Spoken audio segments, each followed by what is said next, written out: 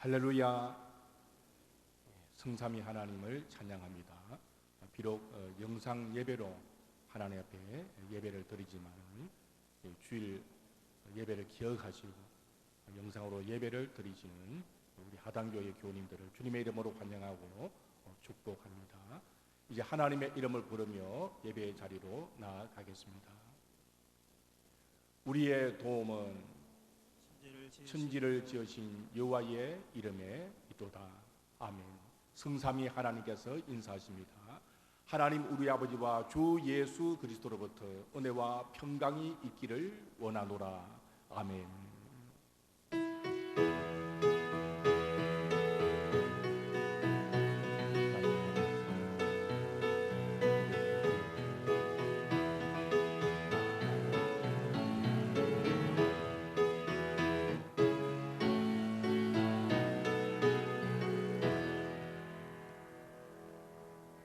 찬송 8장으로 하나님께 영광을 돌리시겠습니다.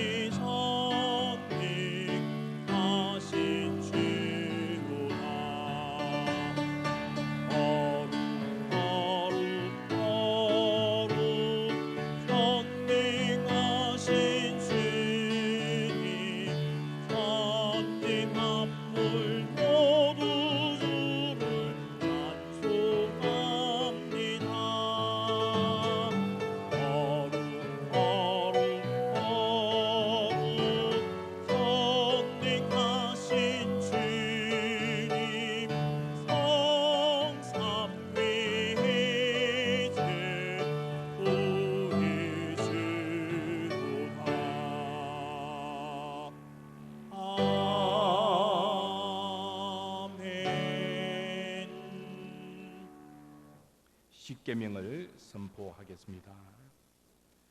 하나님이 이 모든 말씀으로 말씀하여 이르시되 나는 너를 애굽 땅 종되었던 집에서 인도하여 낸 네 하나님 여호와니라. 제 이런 너는 나 외에는 다른 신들을 네게 두지 말라. 제 이는 너를 위하여 새긴 우상을 만들지 말고 또 위로 하늘에 있는 것이나 아래로 땅에 있는 것이나 땅 아래 물속에 있는 것에 어떤 형상도 만들지 말며 그것들에게 절하지 말며 그것들을 섬기지 말라.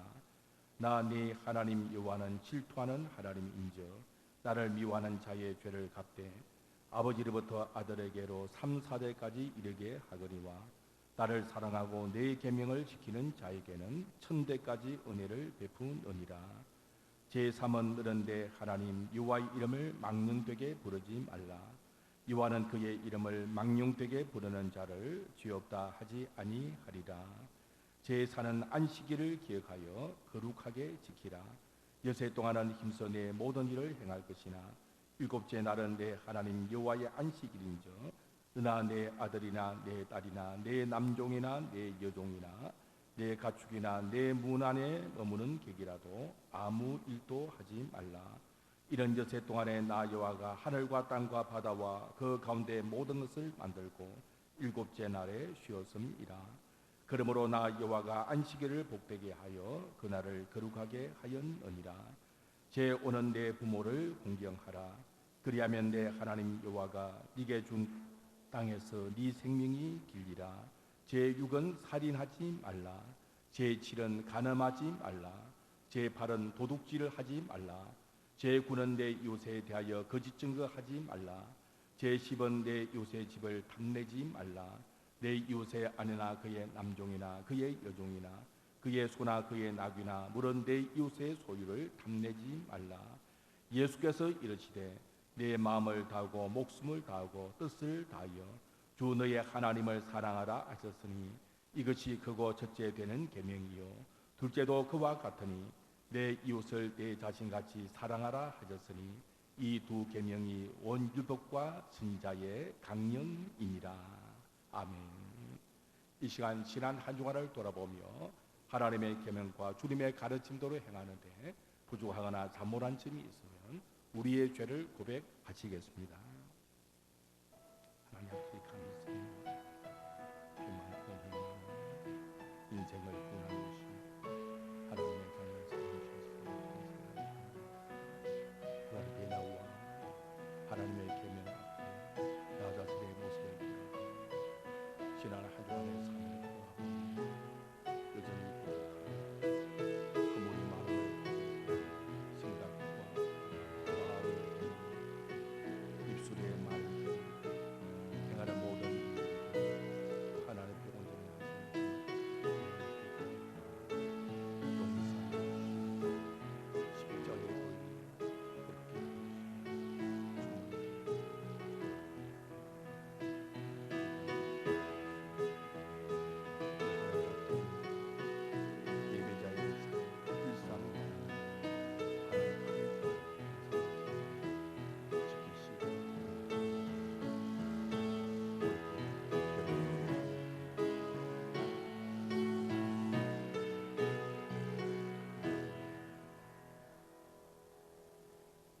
만일 우리가 우리 죄를 자백하면 그는 미쁘시고 의로우사 우리 죄를 사하시며 우리를 모든 불의에서 깨끗하게 하실 것이라고 했습니다. 진심으로 자신의 허물과 죄를 자백했다면 주님께서 모든 불의에서 우리를 깨끗하게 해 주셨습니다. 이제 기쁜 마음으로 예배하십시오. 찬송 325장을 부르시겠습니다.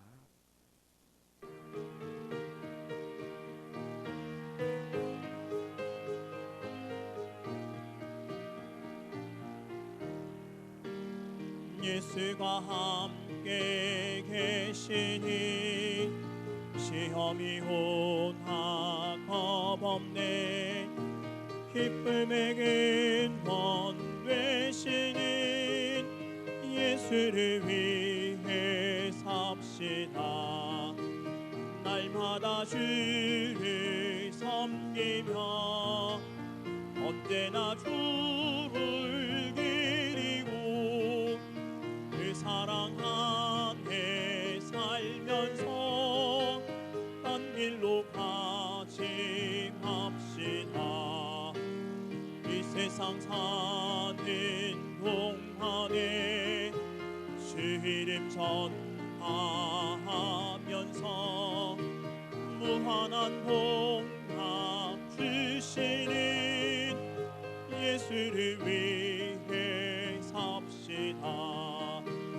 날마다 주를 섬기며 언제나 주를 기리고 그 사랑 안에 살면서 딴 길로 가지 맙시다.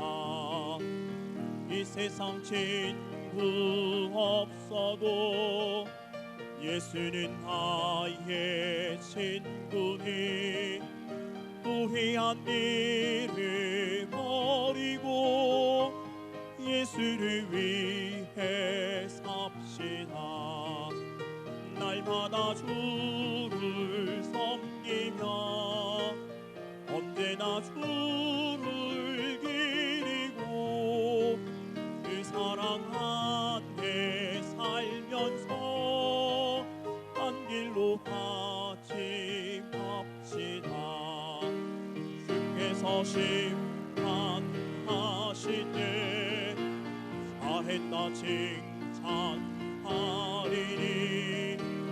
이러한 상급 받고 예수를 위해 삽시다. 날마다 주를 섬기며 언제나 주를 기리고 그 사랑 안에 살면서 한 길로 같이 갑시다.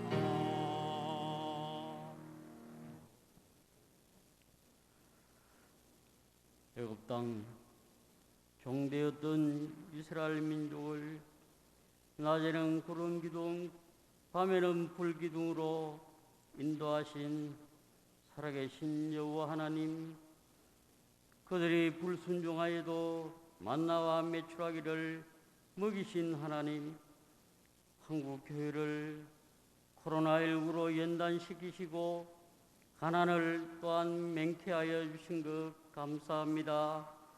오늘의 대한민국은 하나님의 전적인 은혜로 얼마나 잘 살고 부를 누리는지를 알지 못하는 이 백성들을 불쌍히 여겨 주시옵소서. 교만과 자만과 오만을 깨우쳐 주시옵고 선교 200년을 채우지 못하고 한국 교인들의 교만이 하나님 앞에 회개할 수 있는 은혜를 허락하여 주시옵소서. 지도자로부터 모든 성도들이 회개하는 한국 교회가 되게 하여 주시고 회개의 눈물이 마르지 않도록 하나님 도와 주시옵소서. 지구의 온난화로 인하여 인간이 알 수 없는 재해가 순간순간 저희들을 긴장케 하고 있습니다. 아버지 하나님이여, 지난 여름에는 49일 동안의 장마로 인하여 많은 사람들이 얼음을 당하고 있습니다. 이재민들을 하나님께서 불쌍히 여기시고 그들이 속히 회복되어 가정으로 돌아갈 수 있는 은혜를 허락하여 주시옵소서. 유럽의 교회들이 하나님 없이도 잘 살 수 있다는 교만의 한국 교회에 도적과 같이 들어오지 못하도록 불쌍히 여겨 주시옵소서. 아버지 하나님이여, 세계 선교에 더욱더 힘쓰는 한국 교회가 되게 하여 주시고 국내의 많은 농어촌 교회들을 잘 도울 수 있는 재정적인 건전성을 허락하여 주시옵기를 간절히 빌고 원하옵나이다. 시골 교회에 주님이여 영상 예배를 드리지 못하고 소수의 인원들이 기도하는 모습을 하나님께서 귀히 여겨 주시옵기를 간절히 빌고 원하옵나이다. 코로나19로 인하여 우리 성도들의 삶이 많이 어려워져 있으면 용기를 잃고 회복할 수 없는 이러한 은혜가 있습니다. 하나님께서 오늘도 담임 목사님을 세우셔서 말씀을 선포하실 때 이 말씀으로 인하여 회복되며 새로운 용기와 소망을 허락하여 주시옵소서. 그리하여 한국교회가 속히 예배가 회복되게 하여 주시고 하나님이 기뻐하시는 찬양을 드릴 수 있도록 은혜를 더하여 주시옵기를 간절히 빌고 원하옵나이다. 오늘도 소수의 인원들이 말씀을 듣고 예배를 드리오니 예배를 흠양하여 주시고 은혜를 더하여 주시옵소서. 연약한 성도들을 하나님께서 위로하여 주시고 그들이 좌절에 실망에 빠지지 않도록 은혜를 더하여 주시옵소서. 날 구원하신 예수님의 이름으로 기도드리옵나이다. 아멘.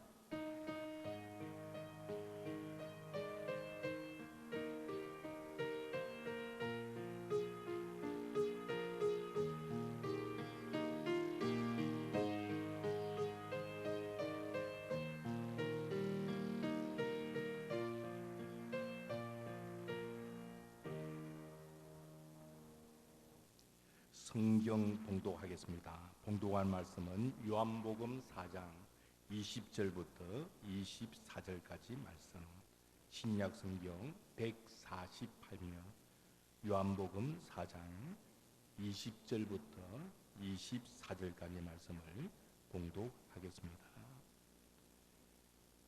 우리 조상들은 이 산에서 예배하였는데 당신들의 말은 예배할 곳이 예루살렘에 있다 하더이다.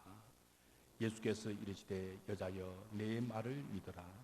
이 산에서도 말고 예루살렘에서도 말고 너희가 아버지께 예배할 때가 이르리라. 너희는 알지 못하는 것을 예배하고 우리는 아는 것을 예배하노니 이는 구원이 유대인에게서 남이라. 아버지께 참되게 예배하는 자들은 영과 진리로 예배할 때가 오나니 곧 이때라. 아버지께서는 자기에게 이렇게 예배하는 자들을 찾으시느니라. 하나님은 영이시니 예배하는 자가 영과 진리로 예배할지니라. 아멘. 오늘도 무거운 마음으로 영상 예배를 드리게 되어집니다. 빨리 코로나 위기가 지나가서 다시 함께 모여 예배하는 날이 이르기를 함께 기도해 주시기를 바랍니다. 며칠 전 대통령과 기독교계 대표자들이 만남을 가졌습니다. 한국교회 총연합회 대표 되시는 목사님이 예배는 목숨과도 바꿀 수 없습니다. 비대면 예배를 드릴 수가 없습니다. 강력하게 피력을 하였고, 또 대통령은 일부 교회의 모상식이 전체 교회에 피해를 준 것이다. 그렇게 대화를 나눴습니다.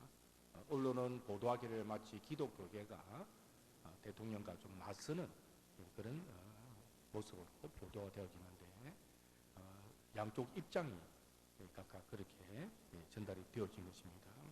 각 교회와 목사들의 생각도 나눠져 있습니다. 어떤 교회와 어떤 목사들은 예배는 정말 벌금을 물더라도 드려야 된다.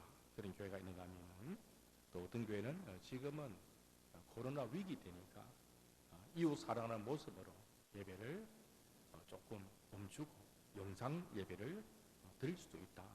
그렇게 생각하는 목사들도 있습니다.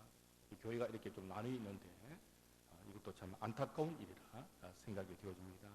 중요한 것은 무엇입니까? 하나님께서는 참새 한 마리도 허락하지 않으시면 떨어지지 않게 하시는 하나님이십니다. 그래서 코로나 위기를 통하여 왜 하나님이 이런 위기를 주셨는가? 그렇게 우리가 잘 분별하고 이것을 오히려 기회로 바꾸는 그런 지혜를 가져야 할 것입니다. 한편으로는 반성을 하게 됩니다. 우리가 그동안 공예배를 드려왔는데 교회당에서 당연히 예배를 드린 줄 알아서 지나놓고 보니까 그게 다 하나님의 은혜였구나. 성도들의 교제, 당연히 교회에 와서 함께 나눈 줄 알았는데 그것도 하나님의 은혜였구나. 이럴 줄 알았으면 더 열심히 예배를 드릴 걸, 더 열심히 성도의 교제를 나눌 걸, 그런 후회도 있게 되어집니다. 또 다른 한편으로 생각해 볼 때 비대면 이 영상 예배를 통하여 교회당과 멀어지니까 우리의 신앙생활에 굉장한 혼란이 있게 되는 것입니다. 참 그리스도인의 모습이 어떤 것인가? 갑자기 신앙생활이 멈춘 듯 하는 그런 위기를, 혼란을 겪게 되어지는 것입니다. 이런 일을 통하여 우리 자신을 한번 돌아보고 보다 더 참된 예배자의 모습으로 나아가고 그리고 성숙한 그리스도인으로 새롭게 거듭나는 그런 기회로 삼아야 될 줄로 아는 것입니다. 먼저 생각하고자 하는 것은 참된 예배가 무엇인가 하는 것입니다. 예배는 정말 중요합니다. 근데 중요하다 하지만 참된 예배가 무엇인가 우리가 생각을 바로 정립을 해야 될 것입니다. 본문 말씀에서 예수님은 참된 예배가 무엇인지를 가르쳐 주십니다. 본문 말씀은 예수님께서 사마리아 땅을 지나시면서 수가성 우물가에서 한 여인과 만나서 대화를 나누시는 장면입니다. 그러시면서 참된 예배가 무엇인가 라는 것을 가르쳐 주십니다. 여인이 뭐라고 말을 합니까? 우리 조상들은 이 산에서 예배하였는데 당신 유대인들은 예배할 곳이 예루살렘에 있다 하더이다. 그렇게 말을 했습니다. 이 산은 그리심산을 가리킵니다. 사마리아인들은 그리심산에서 예배를 드렸습니다. 또 유대인들은 예루살렘 성전에서 예배를 드리지 않았습니까? 그런 의미에서 여인이 말을 한 것입니다. 당시 사마리아인들은 구약 성경 39권을 하나님 말씀을 다 인정하지 아니하고 모세 오경만 인정했습니다. 그래서 모세 오경을 우리 또 사마리아 오경 그렇게 말하는 것입니다. 그 모세 오경에 보면 신명기 말씀에 축복의 산은 그리심산이고 저주의 산은 에발산으로 나옵니다. 그래서 사마리아 사람들은 그리심산에 성전을 세워놓고 예배를 드렸습니다. 바빌론 포로 시대를 이제 거쳐가면서 이 사마리아인과 유대인들 사이에 갈등이 있는 것입니다. 아수르가 북왕국 이스라엘을 멸망시키고 또 그들이 혼혈족이 되어지고 그래서 유대인들과 사마리아인 사이에 사이가 좋지 않았습니다. 더욱더 사이가 안 좋은 것은 바로 성전 때문입니다. 주전 118년에 유대계 지도자 요한 히르카누스가 사마리아인들이 세운 그리심산의 성전을 파괴해버렸습니다. 그리심산의 이 성전은 기원전 주전 400년경에 당시의 페르시아 성의 바사 제국이죠. 바사 제국의 허락을 받아서 세운 성전입니다. 270년 동안 예배의 중심이 되는데 유대인들이 그것을 파괴해버렸습니다. 사마리아인들과 유대인들의 관계가 더욱더 악화되어지는 것입니다. 이런 뼈 아픈 과거의 배경을 가지고 오늘 본문에서 수가성 여인과 예수님이 대화를 나누게 되어진 것입니다. 예수님의 답변이 무엇입니까? 예수님은 하실 말씀이 이 산에도 말고 예루살렘에서도 말라는 것입니다. 예배는 어떤 장소, 이 산이냐 저 산이냐 그게 아니라는 것입니다. 이 산이냐 또 예루살렘 성전이 있는 곳이냐 그게 아니고 참 예배할 때가 오는데 아버지께 참되게 예배하는 자들은 영과 진리로 예배할 때가 온다. 그렇게 말씀하시면서 아버지께서 이렇게 예배하는 자를 찾았습니다. 하나님은 영이시니까 예배하는 자는 영과 진리로 예배를 해야 된다. 장소가 아니고 참된 예배는 영과 진리로 드리는 예배라고 예수님이 오늘 본문에서 가르쳐 주신 것입니다. 그래서 예배는 장소가 중요한 것이 아니고 예배자의 예배의 태도, 방식이 더 중요한 것입니다. 물론 교회당은 예배를 위해서 특별히 만들어진 장소, 기원 후 300년까지는 교회당이 없었어요. 역사적으로 가정에서 모이고 어느 처소이든지 모여가지고 성도들이 하나님 앞에 예배를 드렸던 것입니다. 참된 예배는 영과 진리로 드려지는 예배입니다. 그러니까 장소도 의미가 있지만 정말 중요한 것은 또 시대 상황이 이제 영상으로 모든 자료를 또 얻고 정보를 얻는 그런 시대 가운데 우리가 또 새롭게 패러다임의 변화를 생각하면서 보다 더 중요한 것이 무엇인가? 하랑교회 이름으로 함께 하나님 앞에 예배할 때에 그 예배를 하나님께 드려지는 그런 예배가 되어지고 더 중요한 것은 영과 진리로 예배하는 것입니다. 하나님은 영이시고 인간도 하나님이 우리의 몸 가운데 영을 주셨습니다. 하나님의 형상대로 우리를 창조하셨습니다. 그래서 신령한 예배는 인간의 영과 하나님의 영이 성령의 은혜 가운데 친밀한 교제를 나누는 것이 예배의 의미가 되어지는 것입니다. 진리로라는 말씀은 영어로 이제 truth로 번역되어 있죠. 진실로 번역이 되어 있습니다. 그러니까 참된 예배는 어떤 의식이 아니고 정말 영으로 들어지는 것입니다. 위선적인 그 모습이 아니고 진리로 진실된 모습으로 드려진 예배, 이것이 참된 예배가 되어진다는 것입니다. 그러면 우리가 이런 참된 예배자로 살아가야 되는데 어떻게 살 것인가? 오늘 이 본문 말씀을 근거로 해서 우리가 생각해 보아야 될 것은 교회당 중심의 신앙에서 벗어나야 되겠다는 것입니다. 지금까지 우리의 신앙은 따져보면 교회당을 의존하는 신앙이었다고 할 수 있습니다. 제가 드리는 말씀은 무교회주의를 찬성한다든지 가나안 교인, 안나가 교인들을 부추기는 그런 의미의 말이 아닙니다. 가만히 돌이켜 보니까 코로나 위기 시대를 맞이하면서 가만히 돌이켜 보니까 우리 신앙생활이 교회당 안에만 머무는 신앙생활이 아닌가 하는 생각을 하게 되어진다는 것입니다. 그동안 우리 신앙생활의 원리를 우리는 뭐라고 주장했습니까? 하나님 중심, 성경 중심, 교회 중심 그렇게 말을 했는데 그 교회 중심이 혹은 교회당 중심이 아니었는가 하는 것이죠. 주일날 교회당에 나와 예배 참석하는 것으로 끝나는 신앙, 그런 교회당에 머무는 신앙입니다. 부모의 입장에서 아이들을 아침에 깨워서 주일학교 보내는 것으로 자녀 신앙 교육을 다 했다고 생각하는 그런 모습, 그것도 교회당 중심의 신앙생활의 모습인 것이죠. 목사도 마찬가지. 저도 저 자신을 돌아봤습니다. 우리 성도들의 입장을 생각하고 저 자신의 모습을 보니까 뭔가 좀 허무한 겁니다. 그러면서 깨닫습니다. 목사로서 주일날 교회 와서 설교하고 예배 인도하는 것으로, 교회 사역하는 것으로 신앙생활을 다 했다고 내가 착각한 것은 아닙니다. 허무할 이유가 없는 것입니다. 하나님은 나와 항상 함께 하신 하나님이죠. 어디든지 동행하시며 예배를 받으신 하나님. 교회당에 있냐, 가정에 있냐, 그 어떤 곳이냐, 그게 중요한 것이 아닙니다. 하나님과 함께하는 그 삶을 우리가 살면 좀 뭔가 이렇게 이상할 이유가 없는 것입니다.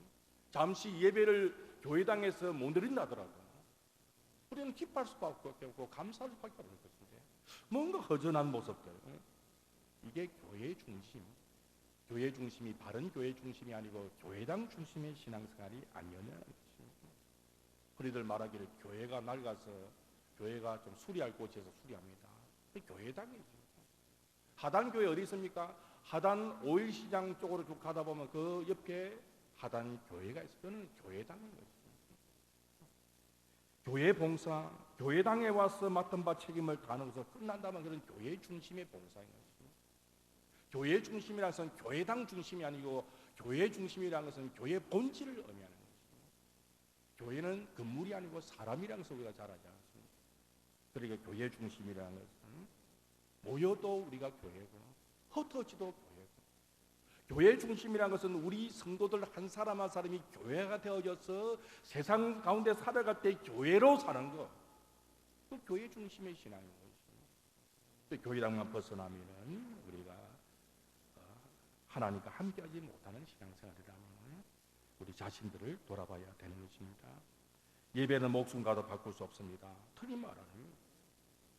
예배 때문에 목숨을 거는 사람들 많이 있었습니다. 그런데 한편으로 생각해 본다면은 교회가 목숨 걸 일이 예배밖에 없느냐는 것입니다.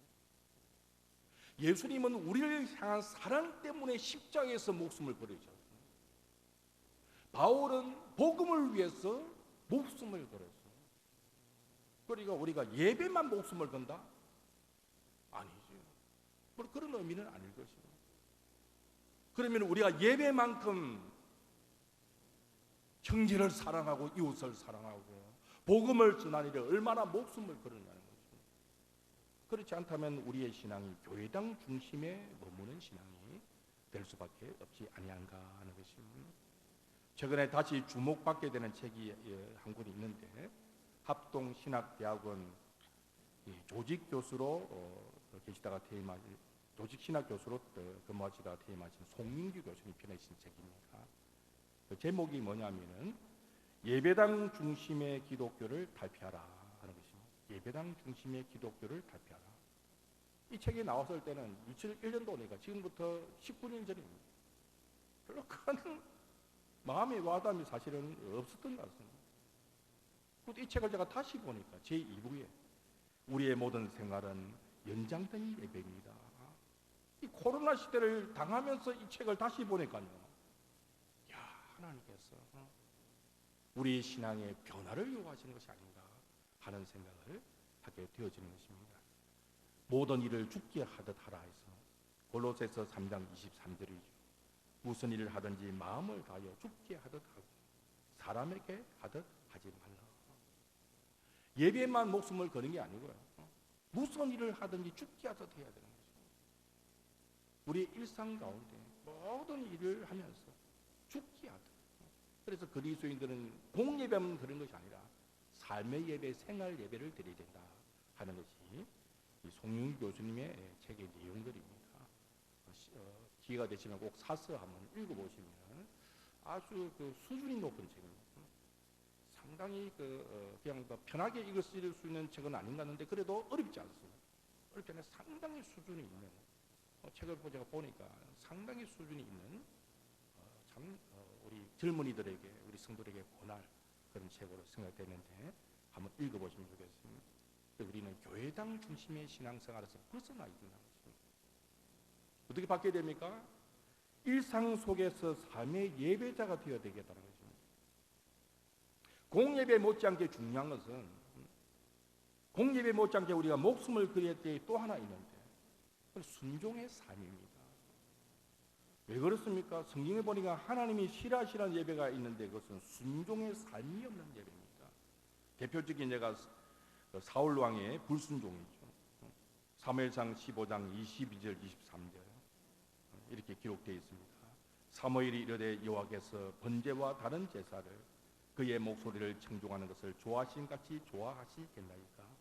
순종이 제사보다 낫고 듣는 것이 순양의 기름보다 나으니 이는 거역하는 것은 점치는 죄와 같고 완고한 것은 사신 우상에게 절하는 죄와 같으니라. 왕이 여호와의 말씀을 버렸으므로 여호와께서도 왕을 버려 왕이 되지 못하게 하셨나이다 하니 그렇습니다. 아말렉과의 전쟁 가운데서 다 죽기도 했습니다. 소와 양을 남겨놓는 것이죠. 왜 남겨놨습니까? 핑계가 뭡니까? 하나님께 제사 드리기 위해서 이 제물로 남겨놨습니다. 그때 사무엘이 사울 왕에게 한 말이 방금 읽은 말씀입니다. 하나님께서는 순종을 더 기뻐하신다. 순종이 제사보다 낫고 듣는 것이 순종하는 것이 순양의 기름보다 낫다는 것입니다. 하나님은 우리의 예배를 기뻐 받으십니다. 그럼 우리가 불순종의 삶을 살 때 그 예배를 받지 아니하시는 하나님이십니다. 그래서 안식일을 지키는 것도 제4계에 보면 엿새 동안 힘써 일하고 그리고 안식일을 지키라 그렇게 되어 있습니다. 그러니까 공예배, 교회에서 모이는 공예배도 중요하지만 6일간의 삶의 예배가 중요한 것입니다. 생활 예배가 바로 된 사람이야만이 공예배를 바로 들을 수 있습니다. 공예배가 더 바로 들어지야만이 생활 예배로 이어지게 되는 것입니다. 이게 그리스도의 삶이거든요. 근데 우리가 이렇게 돌이켜 보니까 우리가 과연 그렇게 살았는가? 일상의 삶 가운데 예배자로 살았는가 할 때 반성할 점이 많은 것입니다. 하나님은 단지 순종을 제사보다 더 기뻐하실 뿐만 아니고 순종이 없는 제사를 괴로워하십니다. 이사야 1장 11절 14절 보면 조금 길게 읽는 말씀인데 하나님이 너무 괴로워하십니다. 읽어보겠습니다. 이사야 1장 11절부터 14절입니다. 여호와께서 말씀하시되 너희의 무수한 재물이 내게 무엇이 일까요? 나는 순양의 번제와 살찐 짐승의 기름에 배불렀고 나는 순소강아지나 어린 양이나 순염소의 피를 기뻐하지 아니하노라. 너희가 내 앞에 보이려 오니 이것을 누가 너희에게 요구하였느냐? 내 마당만 밟을 뿐이라. 헛된 재물을 다시 가져오지 말라. 분양은 내가 가정이 이기는 바요 월삭과 안식일과 대회로 모이는 것도 그러하니 성회와 아울러 악을 행하는 것을 내가 견디지 못하겠노라. 내 마음이 너희의 월삭과 정한 절기를 싫어하나니 그것이 내게 무거운 짐이라 내가 지기에 공비하였느니라. 순종이 없는 삶을 사는 주일이면 하나님 앞에 나와 예배하는 그런 모습, 하나님은 그 예배를 기뻐 받지 아니하시고 오히려 하나님이 견딜 수 없다, 내가 너무 피곤하다, 힘들다 그렇게 말씀하시는 것입니다. 그래서 우리가 예배에 목숨을 걸어야 됩니다. 근데 그 예배가 주일날 교회당에 나와서 드리는 예배만을 의미해서는 안 된다는 것입니다. 유일간의 삶의 예배를 하나님께 드려야 됩니다. 공예배를 드리기 전에, 교회당에 나와서 예배를 드리기 전에 우리의 일상의 삶을 통해서 하나님 앞에 예배가 드려야 된다는 것입니다. 그래서 로마서 12장 1절이죠. 그러므로 형제들아 내가 하나님의 모든 자비하심으로 너희를 권하노니 너희 몸을 하나님이 기뻐하시는 거룩한 산 제물로 드리라. 이런 너희가 드릴 영적 예배니라. 우리 잘 아는 말씀이지 않습니까? 우리 몸을 드리라 했습니다. 몸이 뭡니까? 단지 뭐 몸만 교회당 와서 앉아있으면 몸을 드리는 건 그게 아니에요. 이 몸은 우리의 전 인격을 드리라는 것입니다. 몸 안에는 영혼이 있거든요. 전 인격을 드리는데 어떻게 드립니까? 산 제물로. 제물은 죽여서 드리는 것인데 거룩한 산 제물로 드리라는 것입니다. 다르게 말하면 일상의 예배자로 사는 일에 목숨을 걸어라. 그렇게 우리가 받아들여야 되는 것입니다. 그러니까 예배에 목숨을 건다. 예배는 목숨과 바꿀 수 없다. 공예배만 의미가 되어서는 안 됩니다. 우리가 정말 목숨을 걸어야 되겠다면 삶의 예배를 하나님의 목숨을 걸어야 되겠다는 것입니다. 지난 6월 달에 시장 조사 기관인 엠버레인 트렌드 모니터가 코로나19 이후에 종교인에 대한 이미지가 어떤가 설문조사를 했는데 자, 이 설문조사를 보고 사실은 충격을 받았습니다. 만 20세 이상 59세까지 남녀 1,000명을 조사를 했습니다. 불교인의 이미지 온화하다, 따뜻하다, 절제한다 하는 게 불교인의 이미지입니다. 세상 사람들이 바라볼 때 천주교인의 이미지 온화하다, 따뜻하다, 윤리적이다. 기독교인의 이미지 거리를 두고 싶다, 이중적이다. 마지막에 충격입니다. 사기꾼 같다.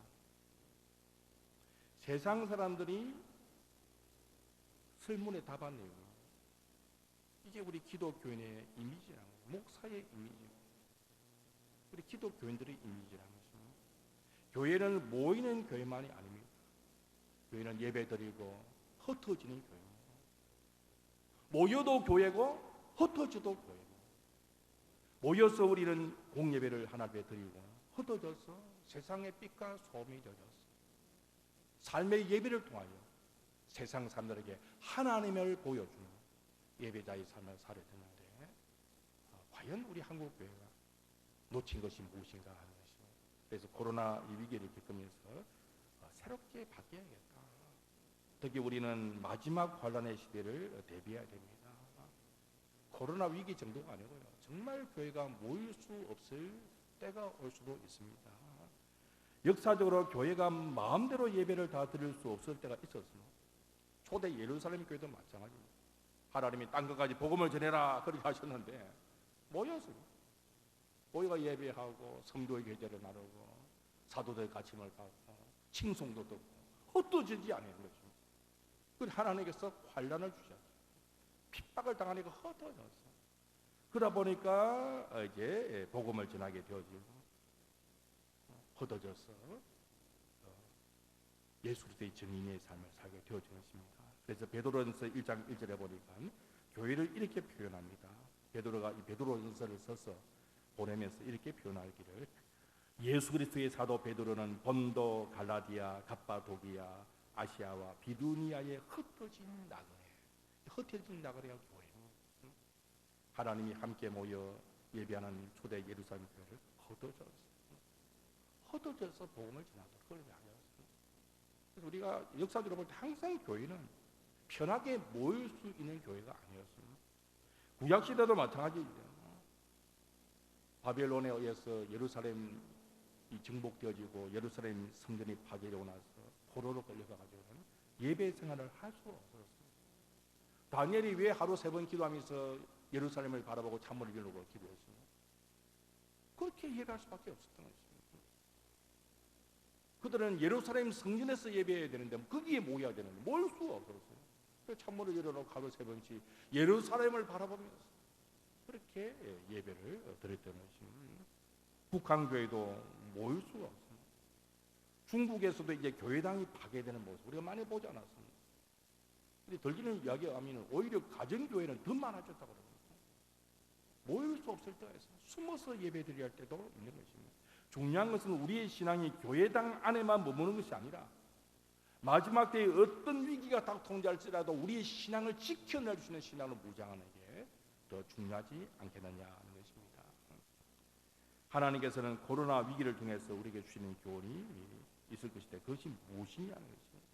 오늘 말씀 우리가 함께 나눠볼 때 우리가 이제는 교회당 중심의 신앙에서 벗어나서 일상의 삶 가운데서 성숙한 그리스도의 모습으로 사는 신앙으로 새롭게 거듭나야 되지 않겠는가.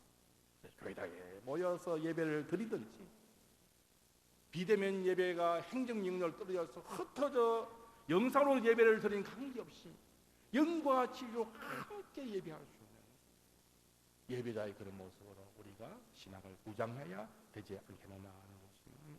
그러기 위해서는 교회당이 아니라 일상의 삶 속에서 경건 생활의 훈련이 잘 되어야 됩니다. 매일 우리가 큐티하고 새벽교회를 못 나오더라도 주일날 교회 나서 예배를 못 나더라도 매일 일어나자마자 눈 뜨자마자 기도하고 성경을 펼치고 묵상하고 그 시간을 개인적으로 정해놓고 매일 일정한 분량의 그 성경 읽기 분량 가지고 성경을 읽고 그리고 때로는 경전서적 오늘 제가 책 한 권 소개해드리지 않았습니까? 경전서적을 읽기도 하고 생명의 삶에 보이는 읽을 거리가 있지 않습니까? 그런 걸 통해서 묵상하고 요새는 유튜브가 참 좋습니다. 훌륭한 목사님들 참 많으십니다. 참 메시지가 아주 참 주옥 같은 메시지를 전하는 목사님들이 설교도 많습니다. 그런 메시지를 듣고 그러면서 늘 경건 생활에 힘써 그런 훈련이 되어지지 않겠다는 것입니다. 가정에서도 마찬가지입니다. 가정 예배를 드리는 것이죠. 이때까지는 주일날 아침에 깨워가지고 교회 가라! 아이들 교회 보내놓고 주일학교에 맡겨놓으면 신앙생활, 교육 그게 아니고 이제는 가정에서 부모님들의 그 모습을 보고 아이들이 바라볼 때 아침에 일어나자마자 부모님이 성경 보시고 기도하시고 하는 그 모습들을 바라보는 거예요. 매일의 삶에 부모의 축복을 통해서 하루의 삶이 시작되는 그런 은혜를 누리며 살아야지 아이들의 신앙생활이 삐뚤어지겠습니까? 그게 제대로 된 신앙 교육인 것입니다. 교회가 일주일에 한 번 아이들 만나서 교회 갈 수가 없는 것입니다. 자녀들과 밥상에 모여서 매일이 아니라면 주일 저녁만이라도 함께 야곱의 식탁의 교제를 나누면서 축복하는 그런 모습. 그런 가운데 아이들이 우리 다음 세대가 준비가 되어지지 않겠느냐 것입니다. 이런 모습으로 바뀌어지지 않으면 앞으로 우리 교회는 갈수록 세상과 멀어지고 희망이 없을 것이라는 것입니다. 목숨을 걸 것이 뭐 교회에 와가지고 예배 드리는 거 그만이 아니고 사회와 또 가정과 직장에서 이웃 사랑하기를 형제 사랑하기를 힘쓰는 것입니다. 예수님은 형제 사랑에 힘쓰시는데 어느 정도 목숨을 바친다고 해요. 형제를 위해 목숨을 바치는 분이 예수님이죠. 그래서 우리는 형제를 사랑하기에 힘쓰고 그리고 또 복음 전하는데도 목숨을 걸어야 되는 것입니다. 갈수록 세상에 복음의 문이 닫혀갑니다. 근본 코로나 위기를 통해서 걱정하는 것도 마찬가지고 세상 사람들이 교회를 비난하기 시작합니다. 뭐 교회가 그러냐? 교인들이 거짓말하고 그러냐? 코로나 확진자에 대해서 어디 갔다면 갔다고 이야기해야죠. 근데 교인들이 거짓말하고 이러니까 그렇게 보면은 그 사건 하나로 끝나는 게 아닙니다.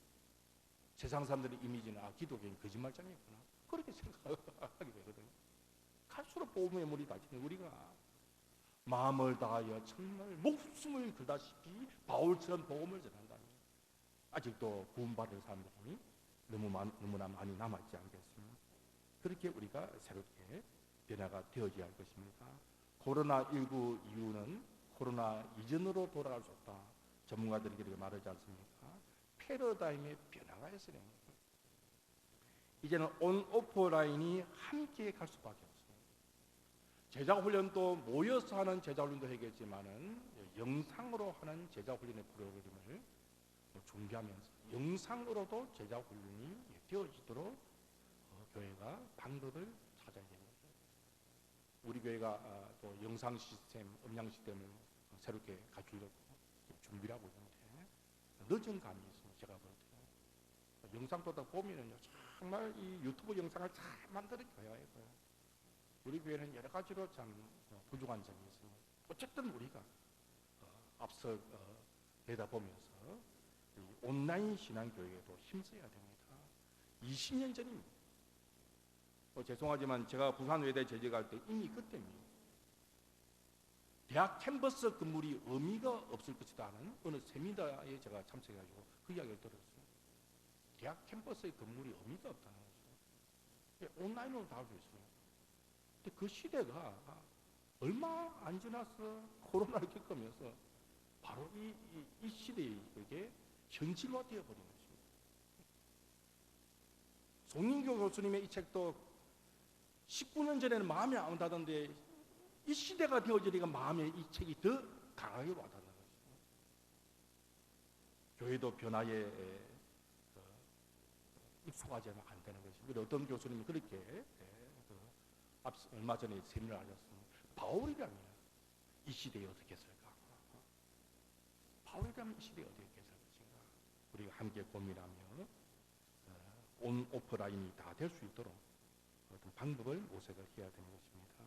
온라인 예배를 어떻게 드릴 것인가? 우리 교회는 그냥 온라인 예배 드립니다 그러겠지만 어떤 교회 보니까 온라인 예배를 어떻게 드릴 것이냐를 교육을 하더라고요. 온라인 예배를 드리는 방법. 이것도 정말 교육이 되어야 될 것 같더라고요. 목사님 저보다도 온라인 예배를 하니까 집중이 잘 안 되기도 하고 준비가 잘 안 될 수 있어요. 어쩔 수 없이 온라인 예배를 드리더라도 온라인 예배조차도 어떻게 바르게 하나님께 드려줄까는 이 훈련도 되어야 되는 것입니다. 영상은 정말 아주 뛰어난 음별을 가지고 정말 참 연예인처럼 하는 목사가 아니라면 긴 시간을 찾으면 감당이 안 됩니다. 시간을 좀 줄였어. 사실 유튜브도 10분 넘어가면 이 보기 싫거든. 10분 넘어가면 유튜브도 지겹습니다. 아주 재밌는 것이 아니라. 그래서 영화를 만들거나 이렇게 보면 항상 위기 하면서 끝까지 그 장면을 놓치지 않도록 그렇게 만들어가지고 관객들이 보도록 만드는 것입니다. 근데 그게 쉽지 않습니다. 어쨌든 우리는 온라인 예배를 드린다면 온라인 예배조차도 어떻게 될 것인가 하는 것도 고민을 하지 아니할 수 없는 것입니다. 이제 말씀을 맺도록 하겠습니다. 우리 사랑하는 성도 여러분, 여러 가지 위기가 있지만 감사한 것은 하나님이 살아계신다는 것입니다. 하나님이 우리와 함께 하시고 우리를 지켜주신다는 것입니다. 코로나가 우리에게 위기지만 오히려 우리는 이것을 기회로 삼아서 우리의 신앙을 보다 더 성숙하게 자라나게 하는 기회로 삼아야 되겠다는 것입니다. 우리 자신들을 반성해 봐야 됩니다. 교회당 중심의 신앙이 아니었는가? 일상 삶 가운데서 하나님과 동행하며 정말 경건한 모습으로 참 그리스도의 모습으로 살아가는가? 반성을 하면서 이제는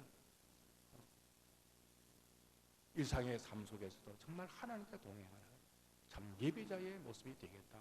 그렇게 자각하고 그렇게 되어가는 우리의 모습이 되어야 될 것입니다. 아무쪼록 이 코로나 위기를 잘 이겨내고 더욱더 믿음에 무장하여서 어디서나 언제 어디서나 하나님 앞에 예배하는 예배자로 살아가는 저와 여러분 되시기를 주의 이름으로 축복합니다. 기도하겠습니다. 하나님 아버지 감사합니다. 코로나 위기를 당하고 있지만 영상으로 함께 모이지 못하고 흩어져서 예배를 드리지만 그럼에도 불구하고 여전히 하나님은 우리를 사랑하시고 우리를 가장 좋은 길로 인도하신 하나님을 믿고 감사를 드리옵나이다. 오늘 하나님 말씀을 통하여 참된 예배가 무엇인지를 함께 생각을 하였습니다.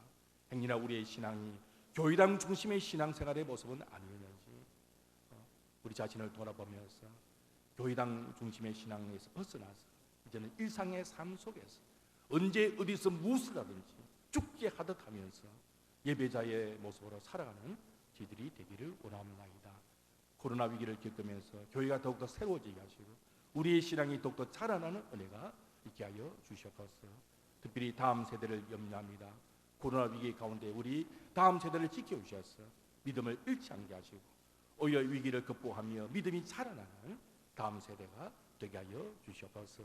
우리 성도들 가운데 코로나로 인하여 어려움을 겪는 자들이 있습니다. 특별히 연로하신 분들의 건강을 지켜주시옵소서. 코로나 전염병이 얼씬하지 못하도록 지켜주시옵소서. 경제적인 어려움을 당하는 성도들이 있습니까? 직장에 어려움을 당하는 성도들이 있습니까? 하루 위로하여 주시고 기도함으로 믿음으로 이 위기를 잘 이겨내는 하나님의 백성들이 되게 하여 주시옵소서. 코로나 위기 가운데 이 땅을 불쌍히 여기시기를 원합니다. 우리의 죄악을 용서하여 주시고 회복시켜 주시고 마지막 때에 더 갈수록 더 악한 세대가 되어지며 마지막 때에 큰 환란이 있을 것인데 믿음으로 잘 무장하여 끼어있는 하나님의 교회가 되게 하여 주시옵소서. 우리 구주 예수 그리스도의 이름으로 기도하옵나이다. 아멘. 신앙 고백하시겠습니다. 나는 전능하신 아버지 하나님 천지의 창조주를 믿습니다. 나는 그의 유일하신 아들 우리 주 예수 그리스도를 믿습니다. 그는 성령으로 잉태되어 동정녀 마리아에게서 나시고 본도 빌라도에게 고난을 받아 십자가에 못 박혀 죽으시고 장사된 지 사흘 만에 죽은 자 가운데서 다시 살아나셨으며 하늘에 오르시어 전능하신 아버지 하나님 우편에 앉아 계시다가 거기로부터 살아있는 자와 죽은 자를 심판하러 오십니다. 나는 성령을 믿으며 거룩한 공교회와 성도의 교제와 죄를 용서받는 것과 몸의 부활과 영생을 믿습니다. 아멘. 찬송 430장 부르시며 봉헌하시겠습니다.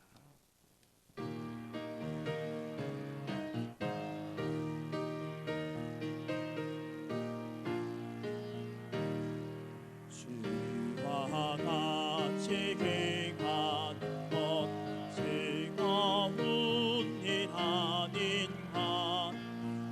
우리 주님 걸어가신 알같이를 밟겠네. 한 걸음 한 걸음 주 예수와 함께 날마다 날마다 우리 걸어가리.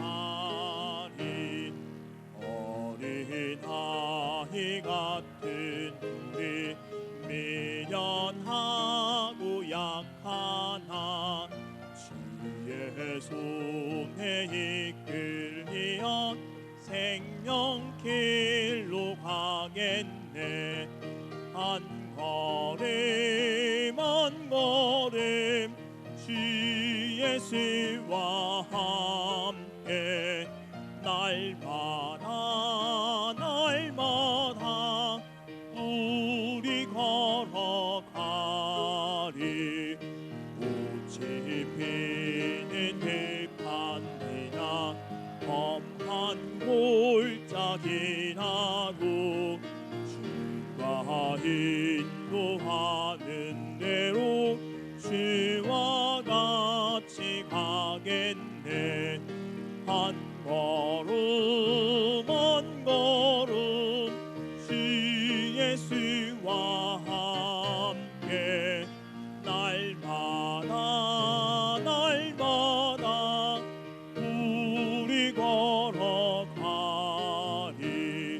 옛 선지자의 똑같이 우리들도 천국에 올라갈 때까지 주와 같이 걷겠네.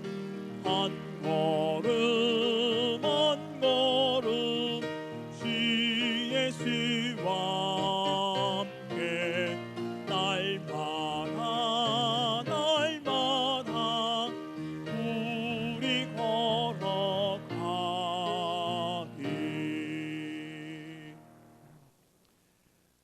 천지 만물의 주자 되시는 하나님 아버지, 하나님의 크신 사랑과 은혜에 감사하오며 정성껏 헌금을 올려드립니다. 이 헌금을 기쁘시게 받아 주옵시며 바친 손길을 기억하시고 하늘 문을 이셔서 복을 부으셔서 더욱더 하나님을 기쁘시게 드리는 복된 삶을 살아가게 하여 주시옵소서. 단지 헌금만 올려드리는 것이 아니라 우리의 모든 것을 하나님 앞에 드리고자 합니다. 우리의 삶이 예배자의 삶이 되어져서 하나님을 기쁘시게 드리는 삶이 되게 하여 주시옵소서. 귀한 헌금입니다. 교회가 잘 관리하고 잘 사용하게 하여 주시고 이 헌금이 사용됨으로 말미암아 하나님의 나라가 확장되게 하시고 사람을 살리고 세우는 역사가 있게 하여 주시옵소서. 예수 그리스도의 이름으로 기도하옵나이다. 아멘. 교회 소식을 말씀드리겠습니다.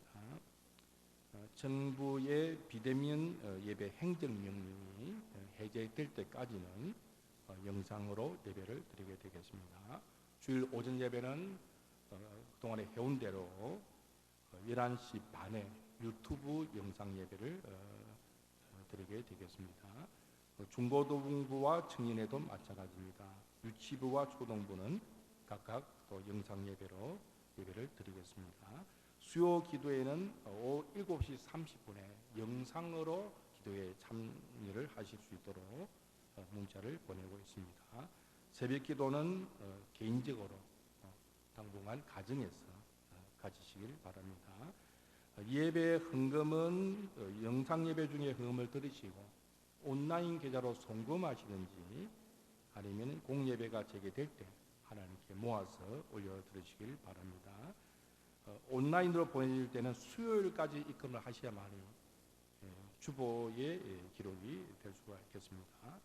예배 집합을 제한하는 것이지 교회 출입은 허용이 됩니다. 그래서 개인적으로 오셔서 기도하시는 것은 가능하니 또 개인적으로 오셔서 기도하실 분은 기도를 하시길 바랍니다. 주일 가정 예배는 순서지를 제공하지 못함을 양해해 주시기 바랍니다. 성경 통독 문제지는 사무실에 오셔서 가져가시든지 연락을 주시면 그림 파일로 보내드립니다. 그러면 답을 적어두시면 되겠습니다.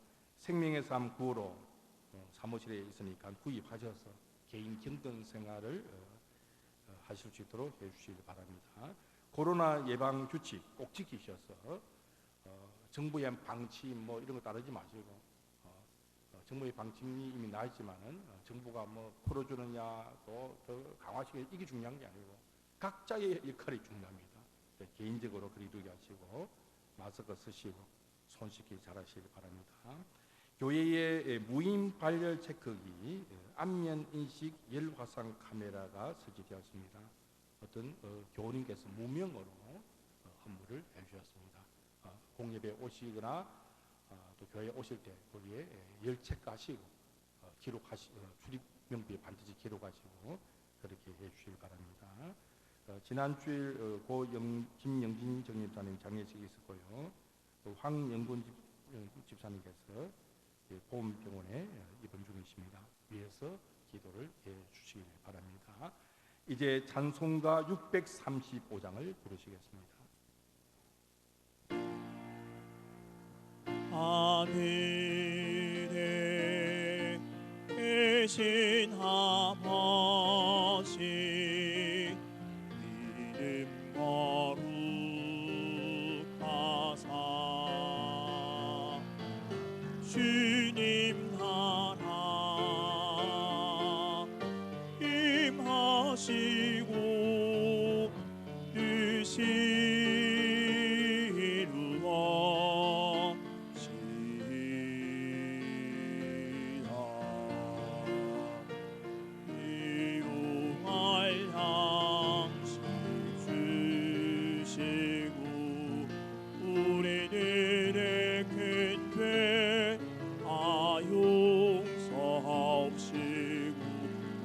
시험에 들게 마시고 악의 사구원 하소서. 주의 나라 주의 권세 주의 영광이